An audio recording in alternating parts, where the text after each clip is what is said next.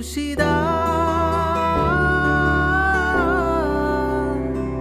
രക്ഷക വിമോചന. നമ്മളെ ഇന്നോളം വേദനിപ്പിച്ചവർ മക്കളെ ആത്മീയ അന്ധരാണെന്ന് തിരിച്ചറിയുമ്പോൾ, അവരുടെ ഭാഗത്തുനിന്ന് ചിന്തിക്കുമ്പോൾ, അവരുടെ അറിവില്ലായ്മ കൊണ്ടോ അവരുടെ ആത്മീയ അന്ധത കൊണ്ടോ അവരുടെ ജീവിതത്തിൻ്റെ ഇന്നലകളിൽ അവർ കടന്നുപോയ ജീവിതത്തിൻ്റെ തിക്താനുഭവങ്ങൾ കൊണ്ടോ, മുറിവേറ്റ ജീവിതത്തിൻ്റെ അനുഭവങ്ങൾ കൊണ്ടോ, തിരസ്കരിക്കപ്പെട്ട ജീവിതത്തിൻ്റെ അനുഭവങ്ങൾ കൊണ്ടോ, സ്നേഹം നിഷേധിക്കപ്പെട്ടത് കൊണ്ടോ ജീവിതത്തിൽ വന്നിട്ടുള്ള സ്വഭാവത്തിൽ വന്നിട്ടുള്ള വൈകല്യങ്ങളുണ്ടാകാം. വിശുദ്ധ ഫുൾട്ടൻ ജെഷീൻ പറയുന്നൊരു കാര്യമാണ്, ഒരുവൻ മദ്യപാനിയായി തീർന്നതിന്റെ പിന്നിൽ എന്തോ കാരണം അവന്റെ ജീവിതത്തിലുണ്ട്. ഹല്ലേലൂയ. ഒരുവൻ പാപത്തിലേക്കും അശുദ്ധിയിലേക്കും മ്ലേച്ഛതയിലേക്കും കടന്നു പോകാൻ കാരണമായതിന്റെ പിന്നിൽ എന്തൊക്കെയോ കാരണങ്ങൾ അവന്റെ ജീവിതത്തിലുണ്ടാകാം. ഒരുവൻ മോഷ്ടിക്കാൻ അതിന്റെ പിന്നിൽ കാരണങ്ങൾ ഉണ്ടാകാം. അല്ലെങ്കിൽ ആരാഗ്രഹിക്കുന്നത് എനിക്ക് ദൈവം ദാനമായി തന്ന ഈ ജീവിതത്തെ നശിപ്പിക്കണമെന്ന് ആരാഗ്രഹിക്കുന്നത്? ഒരാളും ആഗ്രഹിക്കുന്നില്ല. കള്ളനാകണമെന്ന് ആരെങ്കിലും ആഗ്രഹിച്ചിട്ടാണോ ഈ ഭൂമിയിൽ ജനിച്ചു വീഴുന്നത്? അല്ല. നമ്മൾ പറയില്ലേ, സാഹചര്യങ്ങളാണ് പലപ്പോഴും കള്ളനാക്കുന്നതെന്ന് എന്ന് പറയുന്ന പോലെ ചില ജീവിതത്തിന്റെ സാഹചര്യങ്ങളിലൂടെ കടന്നു പോയത് കൊണ്ടാണ് ചിലർ അത്ര കഠിനമായി മാറിയത്. ചിലർ പെട്ടെന്ന് ദേഷ്യപ്പെടുന്നത്, പെട്ടെന്ന് ചില ജീവിതത്തിന്റെ സ്വഭാവ വൈകല്യങ്ങളിലൊക്കെ ആയിരിക്കുന്നത്. അതുകൊണ്ട് കർത്താവിന്റെ വചനം നമ്മൾ ഓർമ്മപ്പെടുത്തുന്നത്, തമ്പുരാനെ, ഇവരുടെ ആത്മീയ അന്ധതയും ഇവരുടെ അറിവില്ലായ്മയുമാണ് ഇവരെ ഈ ഒരു സാഹചര്യത്തിലേക്ക് എത്തിച്ചതെന്ന് മനസ്സിലാക്കി യേശു ചെയ്തൊരു കാര്യമാണ്, കാൽവരി കുരിശിൽ കിടന്നിട്ട്, അപ്പാ, ഇവർ ചെയ്യുന്നത് അറിയുന്നില്ല, ഇവരോട് ക്ഷമിക്കണമേ എന്ന് പറഞ്ഞ് യേശു അവർക്ക് വേണ്ടി പ്രാർത്ഥിച്ചു. അവരെന്റെ ഭാഗത്തുനിന്ന് ചിന്തിക്കാൻ തുടങ്ങുമ്പോൾ നിന്നെ വേദനിപ്പിച്ചവൻ പോലും നഷ്ടപ്പെട്ടു പോകരുതെന്ന് നീ ആഗ്രഹിക്കും. കാരണം അത് കർത്താവ് ആഗ്രഹിക്കുന്നുണ്ട്. അതുകൊണ്ടാണല്ലോ തീമോത്തിയോസിന് എഴുതിയ ലേഖനത്തില് പൗലോസ്ലീഹ എഴുതി വെച്ചിരിക്കുന്ന ഒരു കാര്യമുണ്ട്. 1 തീമോത്തി 2:4 മുതലുള്ള വചനങ്ങളില് പൗലോസ്ലീഹ പറയാണ്, എല്ലാവരും രക്ഷിക്കപ്പെടണമെന്നും, ശ്രദ്ധിച്ചേ, എല്ലാവരും രക്ഷിക്കപ്പെടണമെന്നും സത്യം അറിയണമെന്നുമാണ് അവിടുന്ന് ആഗ്രഹിക്കുന്നത്. അങ്ങനെയെങ്കിൽ എൻ്റെ മദ്യപാനിയായ ജീവിത പങ്കാളി രക്ഷിക്കപ്പെടണമെന്ന് ദൈവം ആഗ്രഹിക്കുന്നില്ലേ? എന്നെ വേദനിപ്പിച്ച് എൻ്റെ അമ്മ, എൻ്റെ അപ്പൻ രക്ഷിക്കപ്പെടണമെന്ന് ദൈവം ആഗ്രഹിക്കുന്നില്ലേ? എന്നെ ഇതുപോലെ വേദനിപ്പിച്ച് എൻ്റെ ജീവിത പങ്കാളി രക്ഷിക്കപ്പെടണമെന്ന് ദൈവം ആഗ്രഹിക്കുന്നില്ലേ? എന്നെ ഇതുപോലെ മുറിപ്പെടുത്തി എൻ്റെ കുഞ്ഞുങ്ങള്, എൻ്റെ അയൽവാസികൾ, എനിക്കെതിരെ കേസ് കൊടുത്തവര്, എൻ്റെ ജീവിതത്തെ തകർക്കാൻ നോക്കിയവര്, എൻ്റെ വിശുദ്ധിയെ കവർന്നെടുത്തവര്, എൻ്റെ ദാമ്പത്യത്തെ തകർത്തവര് രക്ഷപ്പെടണമെന്ന് ദൈവം ആഗ്രഹിക്കുന്നില്ലേ? ഹല്ലേലൂയ. ദൈവം ആഗ്രഹിക്കുന്നുണ്ട്. എല്ലാവരും രക്ഷപ്പെടണമെന്ന് വചനം പറയുന്നു. എല്ലാവരും രക്ഷിക്കപ്പെടണമെന്നും സത്യം അറിയണമെന്നുമാണ് അവിടുന്ന് ആഗ്രഹിക്കുന്നത്. ഈ സത്യം അറിയുമ്പോൾ ഒരുവൻ രക്ഷയിലേക്ക് പ്രവേശിക്കും. യോഹന്നാന്റെ സുവിശേഷം 14-ാം അധ്യായം 6-ാമത്തെ തിരുവചനത്തിൽ ഞാൻ വായിക്കുന്നുണ്ട്, യേശു പറഞ്ഞു, ഞാനാണ് വഴിയും സത്യവും ജീവനും. യേശു പറഞ്ഞു, ഞാനാണ് വഴിയും സത്യവും ജീവനും.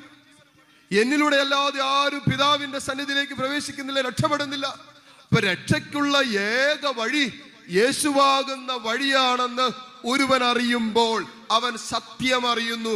അങ്ങനെ അവൻ രക്ഷിക്കപ്പെട്ട അനുഭവത്തിലായിരിക്കുന്നതോടൊപ്പം അവന്റെ കൂടെയുള്ളവരും രക്ഷപ്പെടണമെന്ന് അവൻ ആഗ്രഹിക്കാൻ തുടങ്ങും. അങ്ങനെ ആഗ്രഹിക്കുന്നതാണ് യഥാർത്ഥ സുവിശേഷ വേല എന്ന് പറയുന്നത്. ഹല്ലേലൂയ.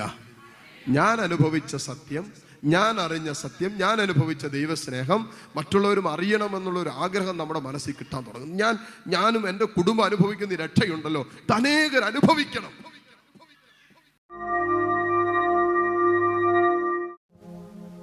കരങ്ങൾ രണ്ടും മാറോട് ചേർത്ത് പിടിച്ച് കണ്ണു തുറന്ന കർത്താവിനെ കാണാം.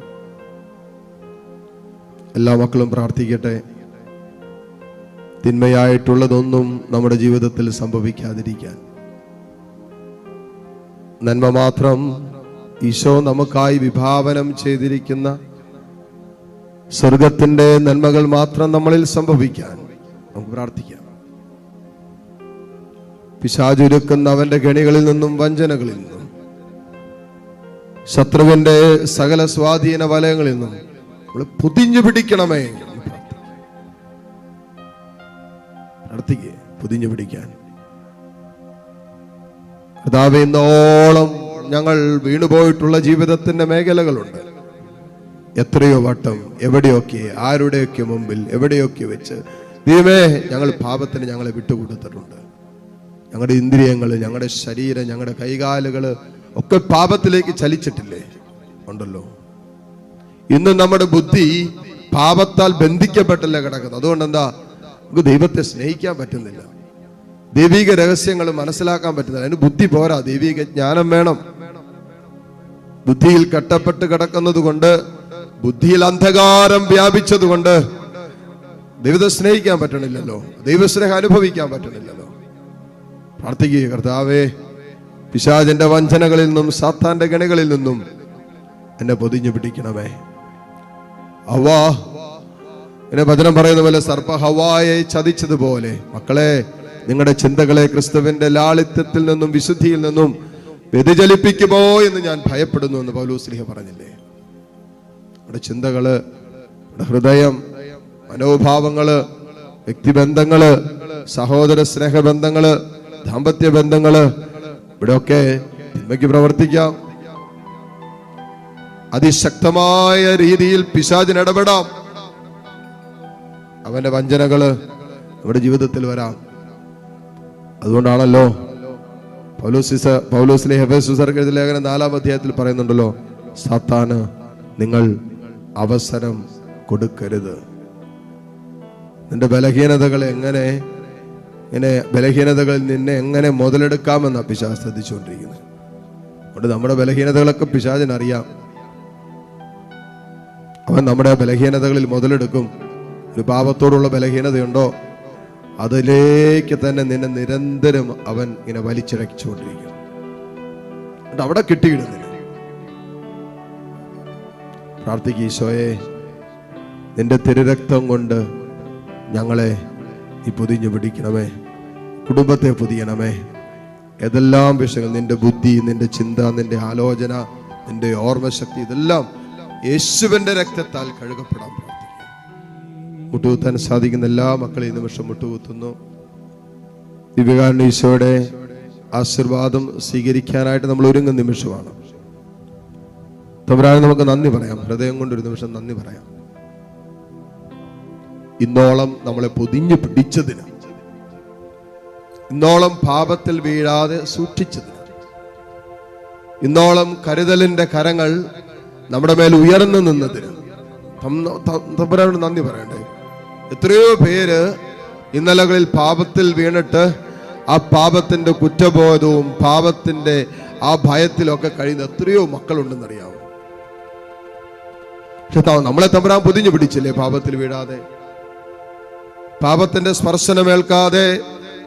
യേശുവിന്റെ രക്തത്തിന്റെ അത്ഭുത സംരക്ഷണമല്ലേ ഇന്നോളം നമ്മൾ അനുഭവിച്ചത്. നമ്മൾ അറിഞ്ഞില്ലേലും മനസ്സിലാക്കിയില്ലേലും നമ്മുടെ ദൈവം നമ്മളെ സംരക്ഷിച്ചു, നമ്മുടെ ദൈവം നമ്മളെ പരിപാലിച്ചു വഴി നടത്തി. ആ കർത്താവിന് നന്ദി പറയാം. അവന്റെ സ്നേഹത്തിന് ഈ നിമിഷം നമുക്ക് നന്ദി പറയാം. കരങ്ങൾ ഈശോയിലേക്ക് ഉയർത്തിപ്പിടിച്ച് നിങ്ങളുടെ വേദനകള്, നിങ്ങളുടെ സങ്കടങ്ങള്, നിങ്ങളുടെ ജീവിതത്തിൽ യേശുവിന്റെ രക്തത്തിന്റെ സംരക്ഷണവും ആശീർവാദവും വേണ്ട വിഷയങ്ങളെ കർത്താവിന്റെ സന്നിധിയിലേക്ക് ഉയർത്തി, പ്രത്യേകിച്ച് നമ്മുടെ കുടുംബങ്ങളിൽ മരണതുല്യമായ രോഗാവസ്ഥകളുടെ നടുവിൽ കടന്ന് വേദനിക്കുന്നവരെ കർത്താവിന്റെ സന്നിധിയിലേക്ക് ഉയർത്തി സ്തുതിച്ച് പ്രാർത്ഥിച്ചുകൊണ്ട് ഈശ്വര ആശീർവാദം നമുക്കിപ്പോൾ സ്വീകരിക്കാം. പരിശുദ്ധ പരമമാം ദിവ്യകാരുണ്യ